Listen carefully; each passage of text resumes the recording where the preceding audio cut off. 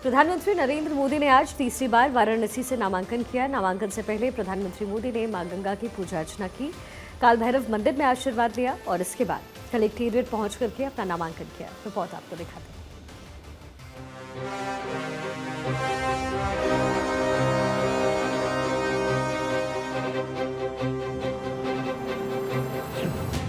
काशी में मोदी हैट्रिक की तैयारी। मां गंगा का पूजन, पीएम का नामांकन। 400 पार का मिशन, वाराणसी से नामांकन। यूपी में मिशन 80, माहौल बनाएगी काशी। 10 साल पहले नरेंद्र मोदी ने काशी को अपनी कर्म भूमि बनाया तो काशी ने मोदी को दिल्ली की सत्ता पर बैठाया और विश्व में नई पहचान दी। 2014 में पहली बार गुजरात से आकर नरेंद्र मोदी ने वाराणसी से चुनाव लड़ा तो कहा कि मां गंगा ने बुलाया है। न मुझे किसी ने भेजा है, न मैं यहाँ आया हूँ, मुझे तो मां गंगा ने बुलाया है। मोदी को मां गंगा का प्यार मिला और वो लगातार 2 बार देश के प्रधानमंत्री बने। पीएम मोदी के नेतृत्व में ही बीजेपी विश्व की सबसे बड़ी पार्टी बनी।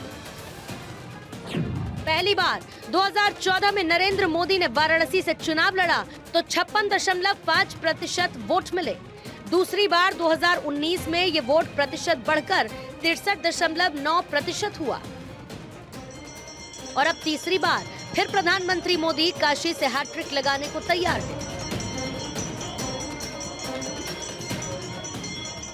वोट प्रतिशत में कितना इजाफा होगा ये तो 4 जून को ही पता चलेगा, लेकिन पीएम मोदी ने फिलहाल काशी को ही अपना घर बना लिया है। प्रधानमंत्री मोदी 2024 में हैट्रिक लगाने को तैयार है। प्रधानमंत्री नरेंद्र मोदी किसी भी बड़े काम से पहले या तो मंदिर के दर्शन करते हैं या फिर काशी जाकर पूजा अर्चना करते हैं। नामांकन से पहले पीएम मोदी बनारस के दशाश्वमेध घाट पहुंचे, जहां पीएम ने विधि विधान से मां गंगा का पूजन किया। इस दौरान प्रखंड पंडितों ने वैदिक मंत्रोच्चार भी किया।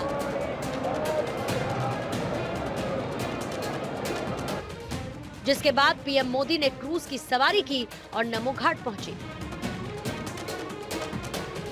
मां गंगा की पूजा अर्चना के बाद प्रधानमंत्री नरेंद्र मोदी काल भैरव मंदिर पहुंचे, जहां पर पूजा अर्चना की और आशीर्वाद लिया। इस दौरान प्रधानमंत्री के साथ यूपी के सीएम योगी आदित्यनाथ भी थे। काल भैरव मंदिर में पूजा अर्चना के बाद पीएम मोदी कलेक्ट्रेट दफ्तर पहुंचे, जहां प्रधानमंत्री ने अपना नामांकन किया। इस दौरान पीएम के प्रस्तावक आचार्य गणेश्वर द्रविड़, सीएम योगी आदित्यनाथ समेत कई बड़े नेता मौजूद रहे। काशी में आज सबसे बड़ा नामांकन हुआ तो एनडीए के कई दिग्गज नेता भी मौजूद रहे।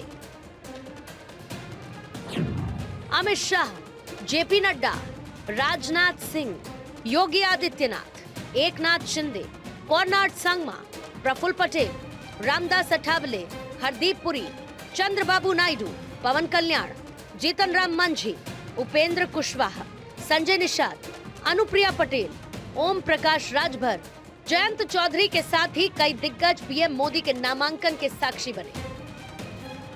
नामांकन के बाद सभी नेता पीएम मोदी के साथ बाहर निकले और एनडीए की एकजुटता का संदेश दिया। जिसके बाद पीएम मोदी सभी दिग्गजों का अभिवादन करते हुए नजर आए। बनारस का मिजाज जो देश से बहुत ही बड़ा मिजाज है और हम 400 पार सीटें जीतेंगे और हमें पूरा विश्वास है, जनता पर हमारा विश्वास है और इंडिया आघाड़ी का बहुत बड़ा यहाँ उनको धक्का मिलने वाला है और हमें बहुत बड़ी सफलता मिलेगी। कार्यक्रम में हमें शामिल होने का मौका मिला है। मैं इतना ही कहूँगा, आज आप देख रहे हैं कि कब वोटिंग करें, कब मोदी जी को मतदान करें, इसलिए 2014, 2019 सब रिकॉर्ड इस बार टूटेंगे।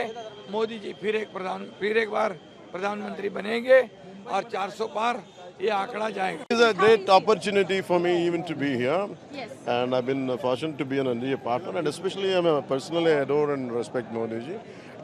It continued our relationship and it strengthened, it empowered, and whatever I could bring it to this. NDA 400 पार की बात है, 400 पार सीटें मिलेगी और बिहार में 40 में 40 मिलेगी। हम लोग की ताकत ही हम लोग की एकजुटता है और आज प्रधानमंत्री जी के समर्थन में पूरा एनडीए एक साथ उनके नामांकन में शरीक हुआ है और यही एकजुटता ही हम लोगों के लक्ष्य तक हम लोग को लेकर जाएगी और उम्मीद ही नहीं पूरा विश्वास है कि जो 400 पार का प्रधानमंत्री जी के द्वारा दिया गया हम लोग का लक्ष्य सरलता से पार करेंगे।